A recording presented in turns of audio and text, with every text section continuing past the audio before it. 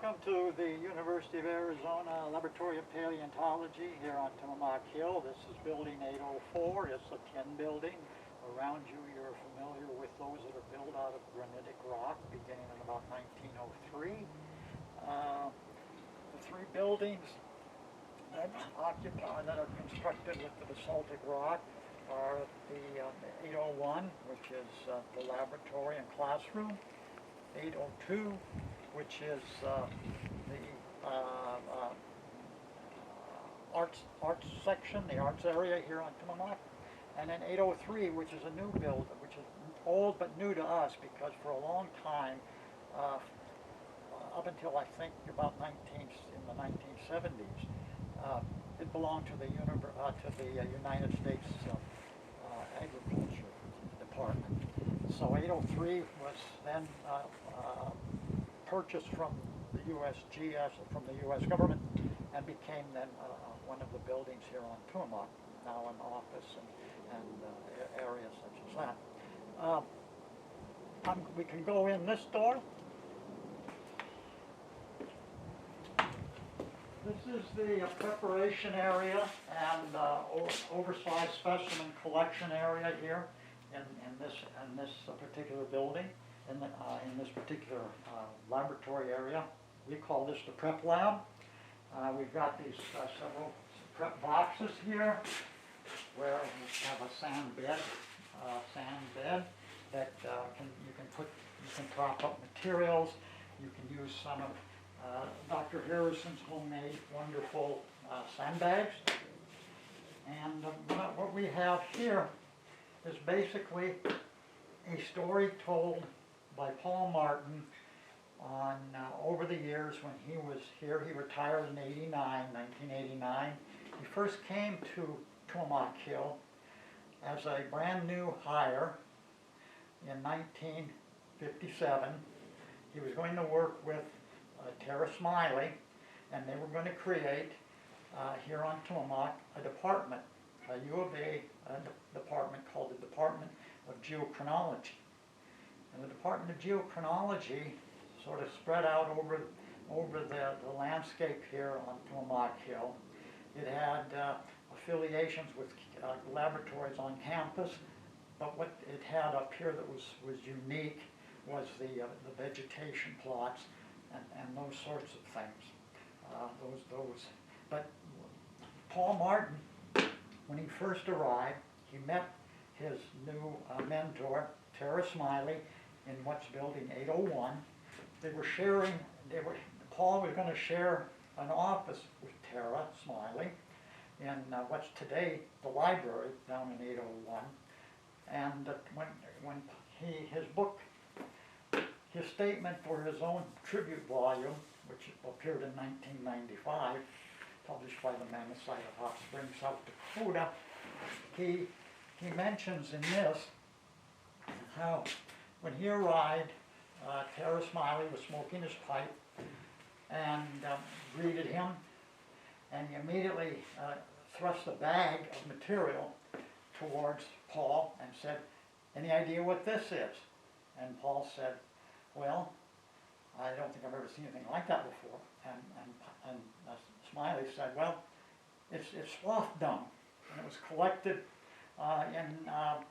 in a cave, presumably Rampart Cave, in the Grand Canyon, Western Grand Canyon." And Paul was thinking, well, that's pretty unusual. And then he presented him with this material here, which is a sample of pack rat midden. So here we had the sloth turds, coprolites, and here Paul was confronted with the pack rat midden, and lo and behold, he really dug deeply into this material. Paul Martin being the one. He said a statement in his book. Says that he just left with exhilaration. It was like he was,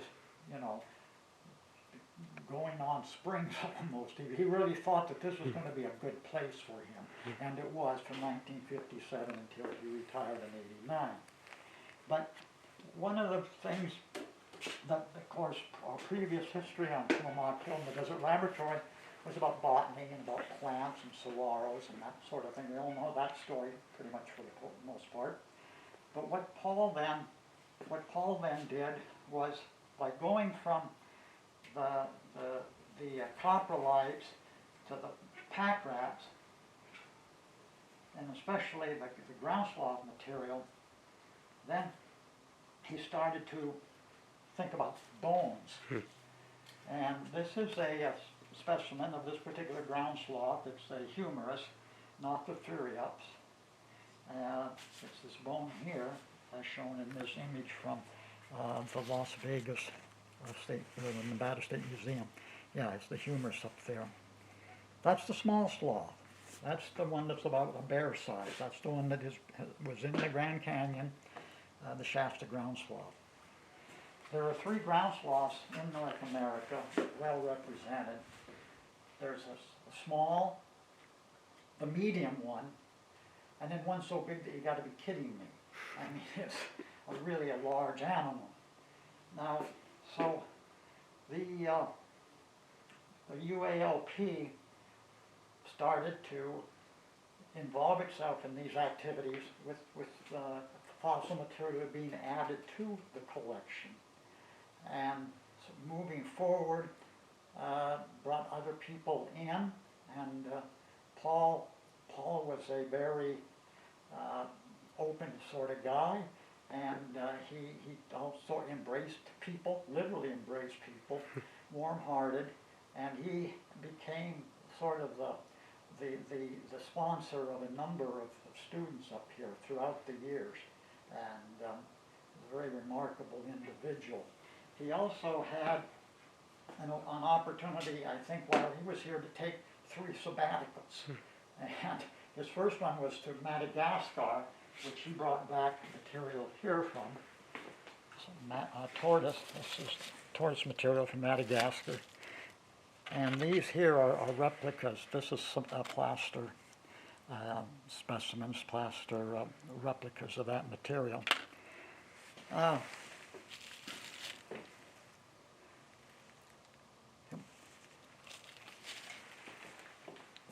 And then over the years, Paul got greeting these, the short-faced bears, the horse hooves from Gypsum Cave in Nevada. This here, I think, is a partial eggshell. It's hard to read Paul's handwriting, unfortunately, and paper's faded over the years, but I presume that's part of his Madagascar sabbatical.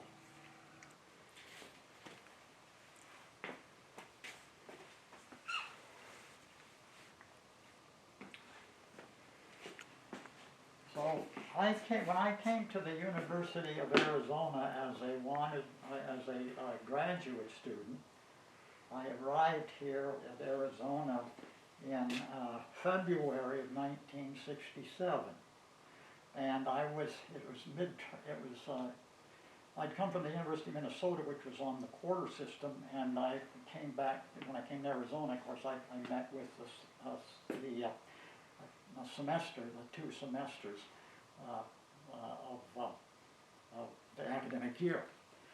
So I arrived in mid-semester, the beginning of the second semester. I guess that would be the spring semester. And I immediately had to take classes. I came to be a paleontologist. That's what I wanted to be. And I was going to be mentored by the professor in geology, John Lance. Now, John Lance, unbeknown to me, was getting really ready to go to the East Coast, Washington, D.C., where he was going to be the program director of the geology program at the National Science Foundation. And so I knew that Paul, and I knew that I wasn't going to be a long-time student of John Lance's, but we were together a semester. And Paul, I was doing my library research on campus. I wanted to study fossil fish. And I found a master's thesis in the library that said the Paleozoic fishes of Arizona, which is exactly what I would have titled my work had it been an opportunity to do so. So John Lance took me over to Louis' lower level in the student union, and he told me, he said, well, Jeff, sorry about the fish, but mammoths and mylodons need study. Well, I pretty much knew what mammoths were, but I didn't have a clue what mylodons were. But over the years, I've learned a lot about mylodons, but I've learned, I think, more about mammoths. Mammoths was my master's thesis. I did for mammoths, and went on and did mastodons for my PhD.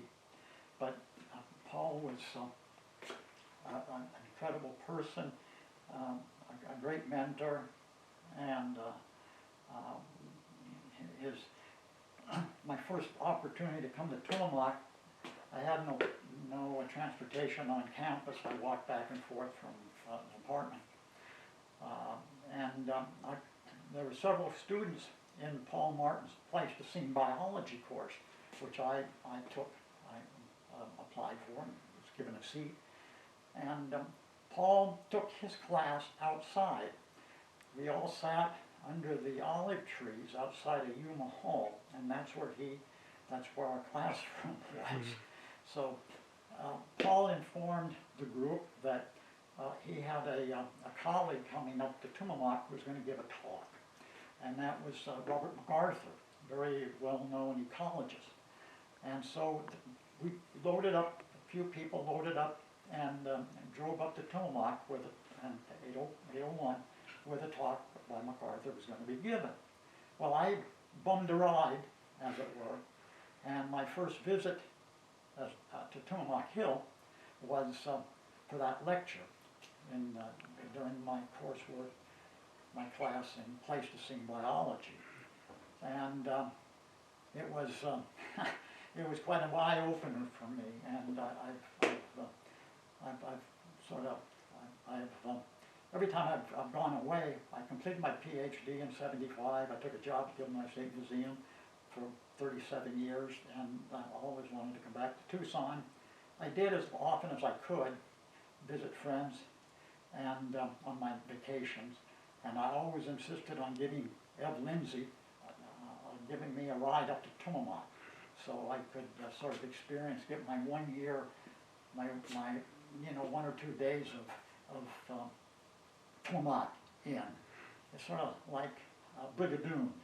Tumamoc for me, when I was in Illinois, was sort of this area that existed for 1 day every 100 years, and then it disappeared to come back again in the following 100. So it's always had that sense for me. It's always been a sort of an ashram almost to come back to Tucson and to be back on Tumamoc Hill with these objects that I studied when I was a kid. So this is Paul's contribution to our paleontology collection, and we can move forward into here if you'd like. Step up. These are the cabinet collections are in. This cabinet here, conveniently open, is material from Rancho La Brea, the Rancho La Brea tar pits in LA County, Los Angeles actually. This is a dire wolf, the skull of a dire wolf. I have a colleague who studies dire wolves, and she has learned, along with numerous colleagues, in looking at the genetics of these animals and different isotopes. She has determined that she has a study coming out in Nature soon on indicating that the dire wolf isn't even a wolf. It's a large. It's not in the canid group. It's in the canid group, but it's not a canis. Is what we're saying. So we're going to have to revert. She's going to revert this back to its original or genus name called Aocyon, Aocyon. So that was pretty interesting and exciting. She did manage to take a specimen on loan from the Murray Springs, from the Lana site in the San Pedro River Valley, one of the Clovis sites. We have a lot of that material up here, fauna material, and she took one of the canines from a dire wolf from the Lana Ranch and took to Oxford University for radiocarbon dating and to see if there was DNA in it. Those tests failed, but it ultimately caught on for her, and she finally found over probably 1,000 different localities with dire wolves scattered all over North America. She found, I think, 2 major localities that they could get good genetics out of. And so the dire wolf now is no longer a dire wolf. It is a unique specimen, animal. In fact, there's no evidence that they even interbred.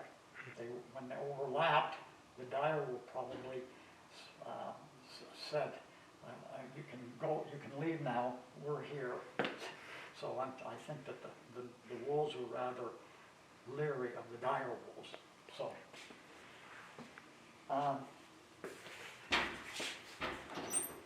this Clovis-sites, the faunas of the Clovis-sites in the southeastern Arizona region, primarily of the San Pedro River Valley, beginning at Naco and moving northward to Winkleman. I believe it's Winkleman, where the San Pedro empties into the Colorado River. There are a number of Clovis sites, 6 in number. They have varying excavations have indicated some of the sites have numerous Clovis points. Some of the sites just have one Clovis point, but there's a stratigraphic horizon throughout the San Pedro Valley that is Clovis in age. So if you find a mammoth in that stratum, it could very well be either associated with Clovis, or at least Clovis was on the landscape when that animal was as well. Which is about how many years ago? 12,000 years ago, I would say. It's the Clovis interval. In other words, how long those people stayed before they moved away or became extinct, was a paper in Science Advances just a couple of days ago that showed a group from Texas A&M University, Michael Waters and his colleagues there, had reduced the span of Clovis on the landscape to 300 years. And they've learned that it became extinct, or at least left and became somebody else, at about the same time that all the fauna was also becoming extinct. Paul Martin was very active in promoting the idea of humans being responsible for the extinction of so many animals. And in fact, there was a song among the students up here that was man did it all, from Tumamoc came the call, killed all the birds, and wiped out the herds, and caused the great mammal's downfall. So Paul was very much involved in that extinction hypothesis that humans did it. And he didn't suffer those who said, well, it could be humans and climate together, working jointly. And Paul said, no, it's one or the other, he said. So,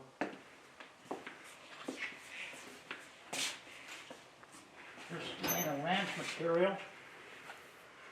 Lana Ranch has, I think it's 12 mammoths associated with artifacts down near Hereford, Arizona.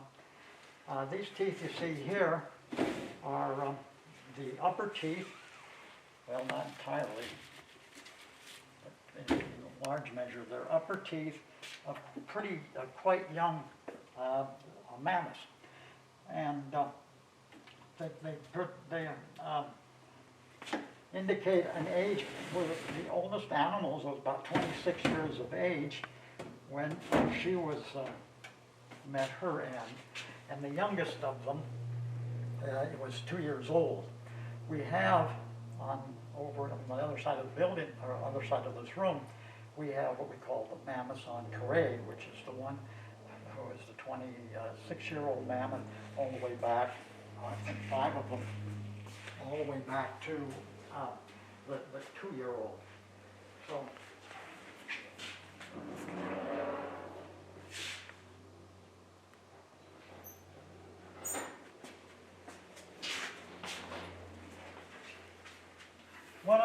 one of the reasons we have, well, our good fortune in having so many Clovis-aged mammoths. Clovis and mammoth go together, although I'm sure they ate a lot of different foods. I mean, I think they were probably, you know, if there was a bison, they didn't turn their back on it, but they seem to be specialists in hunting mammoths. And over the years, our collection has, it's not so much that it's developed anymore than from the early days of Clovis excavations in the San Pedro Valley, but there's a whole brand new group of individuals who work in laboratories who don't do excavations, so they come, you know, to museums and make an offer or to create an opportunity for themselves to sample materials. And over the years, this material here has been well sampled. These are what we call destructive analyses. They're very, very strict protocols now on you know, using this stuff and obtaining it in this manner. But at least we do get a paper back from the authors. We can put that in with the material. So these are Lana ranch teeth sampled. Let's see what she did with these. Isotopic paleoecology of Clovis mammoths from Arizona. So the Sheldack site didn't have artifacts with it, but it was in the same sediments as the Clovis site would have been. So she used the Sheldack site. This is just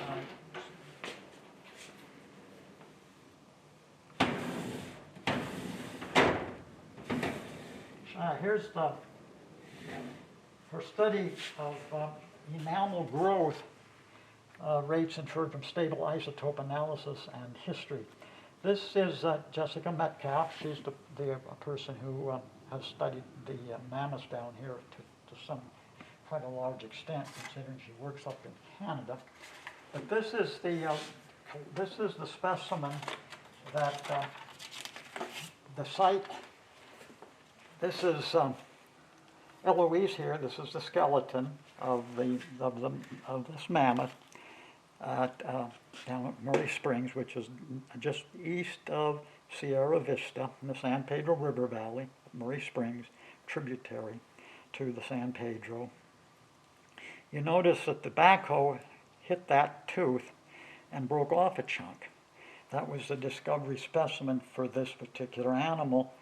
And when that occurred, then excavations proceeded in the summer of 1967 and I think, well, in 66 and then 67 was the big year for activities there. But this then is that tooth, been sampled here. What Metcalf hoped to determine was that the mammoth tooth is like we used to have a treat when I was a kid called push-ups. And they were these little tubes of ice cream, and you could eat them off the top, and then you'd push up some more, and then lick that, and pretty soon the stick would pop, and then it would be all over for that particular push-up. Well, in many ways, this is the nick that the backhoe took, but this is what Zoe took. Jessica Zoe Metcalf took, And she determined that you get 13 millimeters per year. Okay, 13 to 14 millimeters per year. So that's about a, well, what? 13 millimeters, 1.3 millimeters. Anyway, it's pretty slow growth, but it's continuous. So that was news. That was news.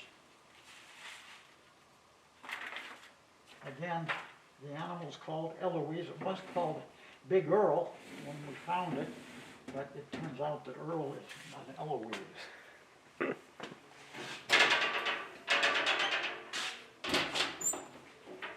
15 millimeters, like 1.3 centimeters. Let's see.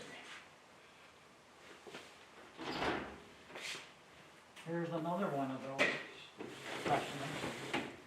This comes from a different area at Murray Springs on the other side of the main wash, but this is closed material. There's this tusk here, and then there's this upper molar of this particular mammoth here. And you can see that mammoth teeth come in from the back and they move forward in the jaw. They don't have, you know, a replacement such as most mammals do, us included. The tooth emerges from the back of the ramus and it moves forward. And by the time it gets as far forward as it can go, it's worn out anyway, so it just gets expectorated. The tooth remains just sort of spit out or lost along the way. So this is the anterior part of this upper tooth, and here's the plate that was determined or taken away for an analysis that unfortunately we don't really have the information about that we should. Although that's all changed now. I mean, we have new protocols in place for any loans, and certainly for those that are destructive in their own right.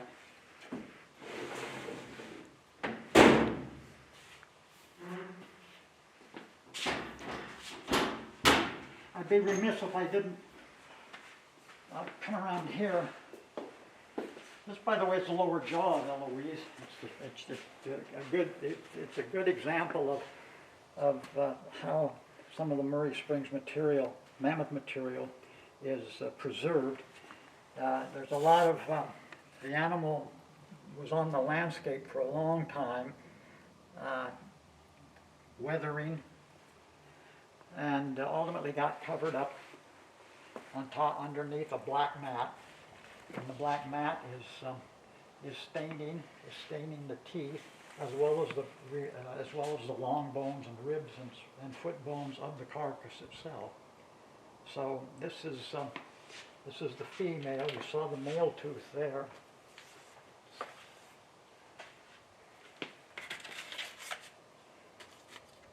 "17 plates from front to back." This is a mouse. Elephants don't like mice. The only thing they fear are mice. That's what we're told as children.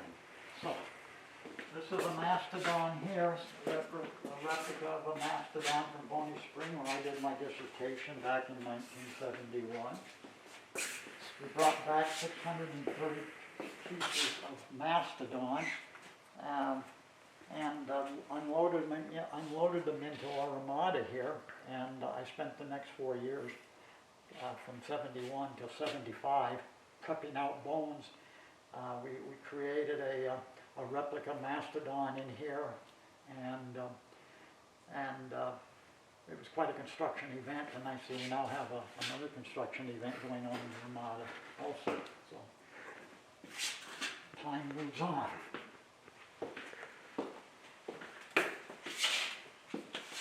Let's see. I'd be remiss if we didn't open this up and pull this out. This is everybody's favorite fish. This is tarpon-like fish from the Cretaceous of Kansas. The oceans of Kansas 66 million years ago. This is when there wasn't a north and south U.S., there was an east and west U.S. because the seaway went right up the middle of what we recognize today as, well, North Dakota.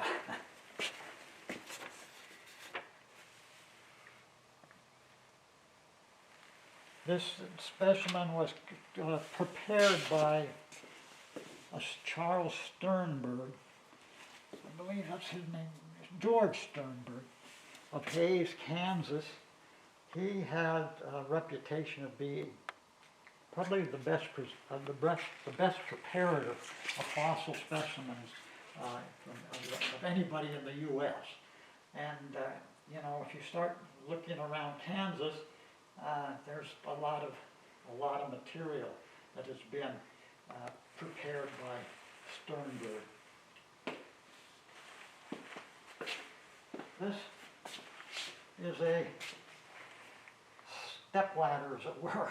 This is shown out, this is pulled out just to show something representative of how the materials are curated today in trays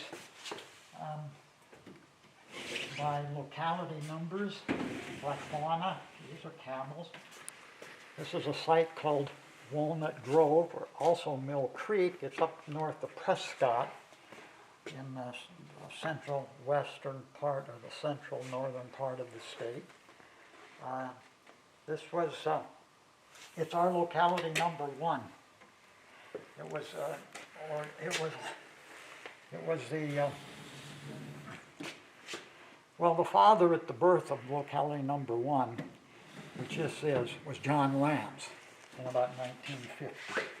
So the UA collection dates to about 1949 or 50 with the work of Lance. And then when he went away to the National Science Foundation, they brought Dr. Everett Lindsay aboard as an assistant professor. He became then the vertebrate paleontologist down off the hill in the geology building, and he built up quite a large group of graduate students working on their masters and PhDs. And over the years, a number of us have come back to Tucson, either to work or to just retire. My colleague Jessica Harrison, Dr. Harrison, PhD, MD, PhD, she's been working on the collection with me and Doc Lindsay here. And unfortunately she can't be here today because she's has a knee issue. But so we're working together jointly, 3 of us, on curation and cleaning and well, it's all now pretty much rehoused. But one more stop I'd like to show you.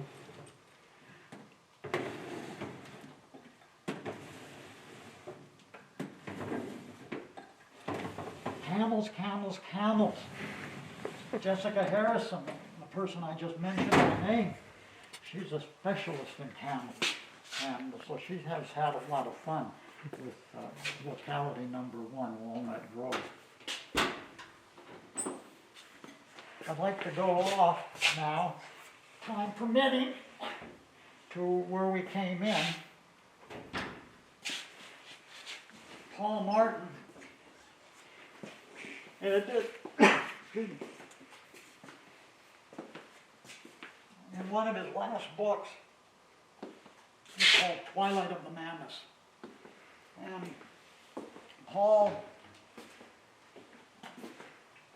chose the mammoth. It was Paul's thoughts about extinction and about rewilding. Paul had an interest in rewilding animals. Bringing elephants back to the Great Plains. I don't know that that's actually gone very far, I know there is some exotic antelope over in New Mexico, gemsboks. So there are on the landscape some rewilding, but nobody's brought back elephants. So I thought that it might be interesting, or at least for me it is, the twilight of the mammoths.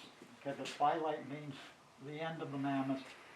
And this is a wonderful representative from a site down near Naco.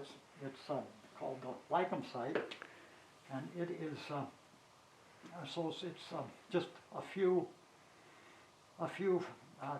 kilometers. I'm not even sure it's that much. It's in a tributary called Green Bush Draw, which drains into the San Pedro River just north of Naco, which is on the border. This is a lichen mammoth here.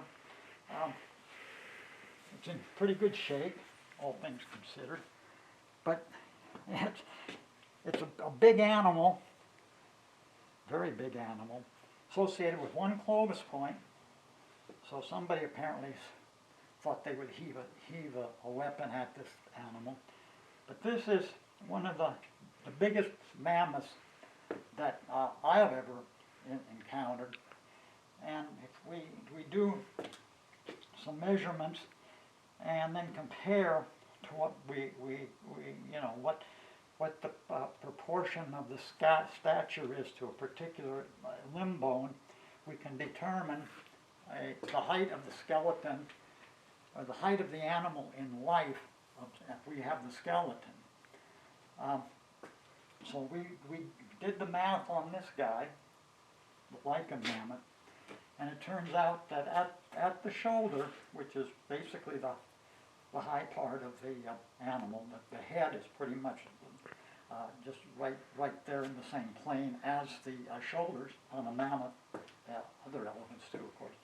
But this is the lichen guy, as I mentioned, and it was 14 feet 1 inch at the shoulder. That's a big animal, and it's incredible. And these teeth. The thing about the animal. Oh, here's another one of these sampled. This is an upper tooth. It's the pestle. No, it's the mortar, I guess.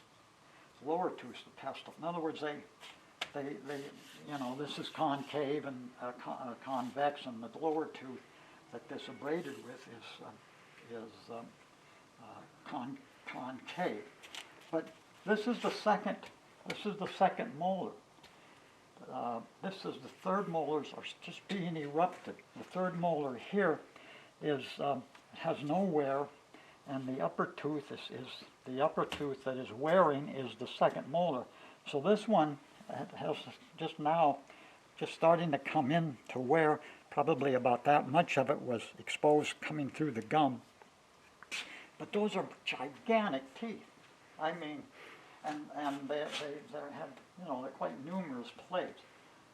So in the old days, we didn't know what to make of these. We had Mammoth columbi, we had Mammoth jeffersoni, we had Mammuthus primigenius, which is the woolly mammoth. And then when geneticists got involved in the early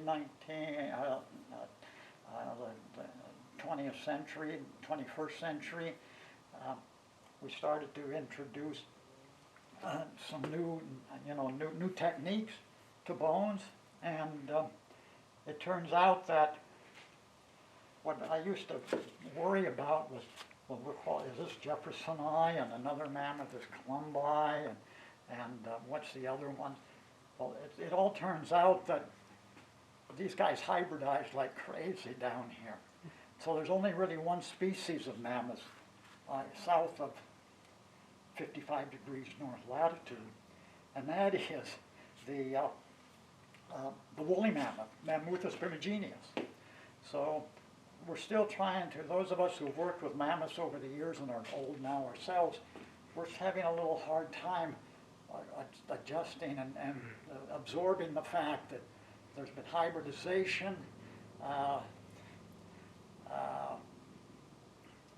all these things going on the landscape that we don't, you know, we struggle to make them ecomorphs, but it's still difficult to believe that